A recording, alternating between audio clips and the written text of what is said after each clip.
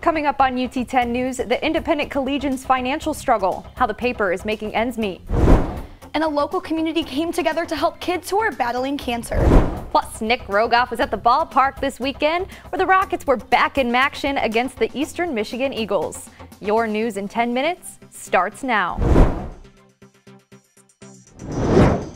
Thanks for joining us. I'm Madison Humphrey. And I'm Alexandria Altweiss. The newspaper here on campus, the Independent Collegian, will remain in print for now. That's because it reached its fundraising goal to stay in circulation last week. UT10's Cameron Turner is live with more. Cameron. Madison and Alex, the IC not only reached its goal, it surpassed it. After years as an official service of UT, the Collegian arranged a split from the university in 2000. Renaming itself the Independent Collegian.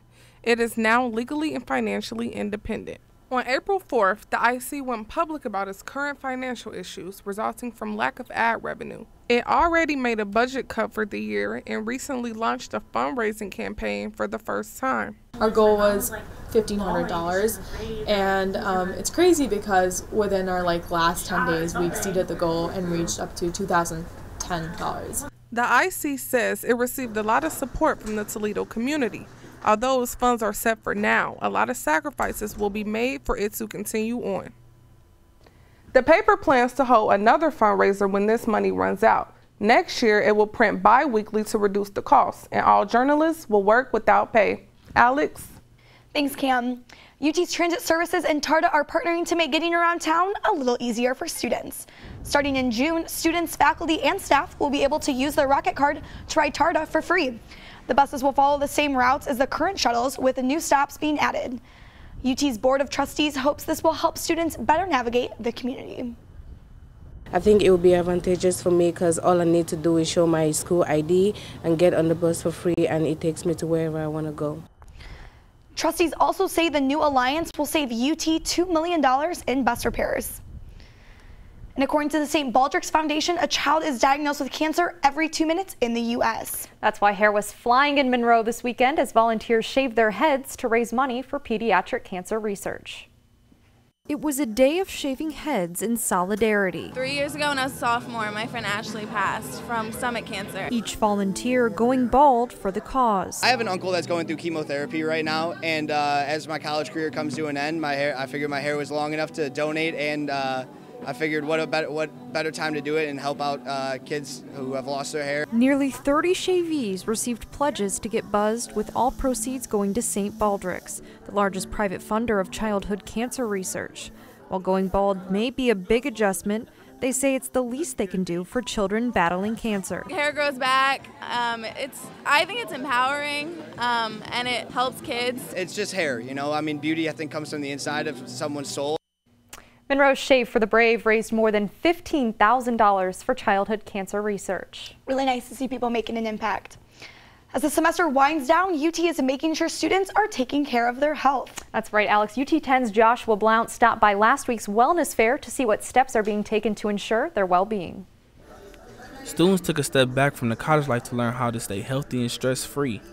Summer Energetics is the local business that uses vibrational tools like tuning forks to relieve stress. It's demonstrated the Sophelio treatment, therapy through sound vibrations.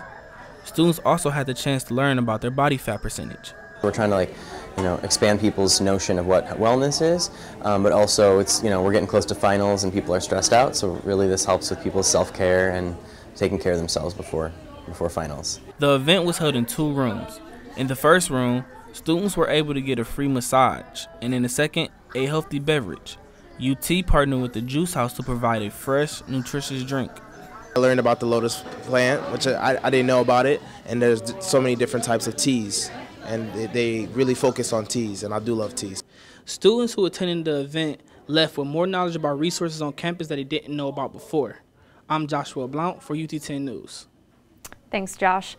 More than 50 people gathered outside the Student Union for a flag retirement ceremony on Thursday. UT Student Veterans of America held the ceremony to showcase how to properly dispose of faded, old, torn, or damaged American flags.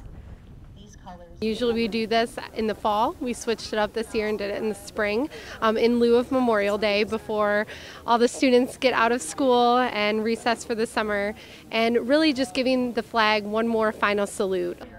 Loroff says 150 flags were collected on campus and throughout the Glass City. Freshman engineering students went before a panel of critics with future success on the line. Rocket Innovations hosted the 4th annual Angel Pitch, an event for engineers to pitch their ideas. Executive Director Norma Pino says learning this process is essential. It's really cool to just see how other fellow peers kind of like how they think and what they think is beneficial, and it's just a really cool way to interact. The winning team was awarded $1,000. And waiting in line at the grocery store is becoming a thing of the past. Kroger is introducing a time-saving shopping app called Scan Bag Go. It allows customers to monitor their shopping totals and check out as they fill up their carts. Just like it's set out to be, it's quicker, faster way to check out, and it's done just that. It's, people getting in and out. Right now, the app is only available at the Perrysburg location, but the chain is hoping to open it up for use at other Kroger stores. And according to Lucas County Children's Services, around 5,000 accounts of child abuse are reported in Lucas County each year. That's why the Toledo Police Department's hockey team took on the Detroit Red Wings alumni on Saturday, raising money for the Child Abuse Prevention Center of Toledo. Fans filled Sylvania Tam-O'Shanter to see TPD battle famous hockey players such as Darren McCarty, Joe Koser, and Dan Newman. It's very meaningful for our agency because this guarantees that we can provide services in the community at no cost to victims and their families. The center says more than $6,000 was raised.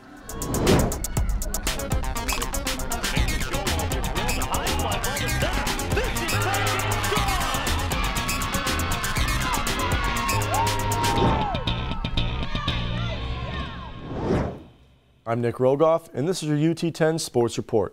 As the weather warmed up at Scott Park, the baseball team took on Eastern Michigan in a 3-game series this weekend.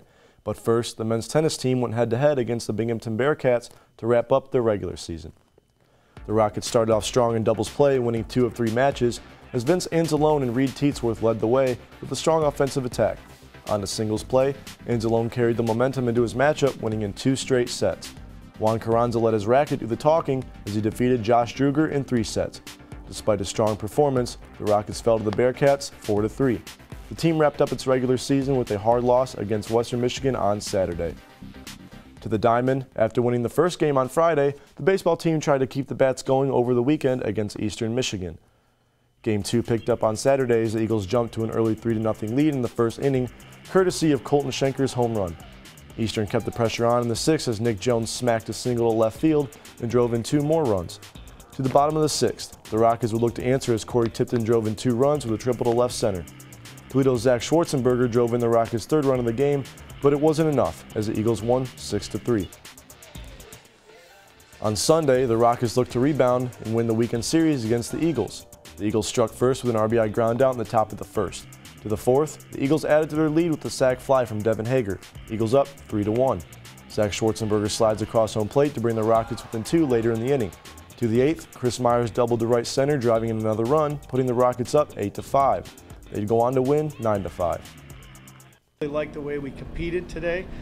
Things didn't go our way maybe early in the game. We squandered some opportunities offensively. But we kept coming. We kept coming up and having good at bats. The Rockets look to keep the bats hot when they take on Lawrence Tech later this afternoon. That's it for sports. Back to you guys. Thanks, Nick. And that's it for UT10 News. This is our last show of the semester. And before we go, we'd like to congratulate all of our graduating seniors. Very special congratulations going to Alexandria Altwise, Joshua Blount, Kenny Cruz, Christian Kunitz, and Roslyn Wickham. We wish you all the best of luck on your next adventure. For Alexandria Altwise, Nick Rogoff, and all of our crew, I'm Madison Humphrey. Have a great summer break. We'll see you right back here in the fall with more news from the UT campus.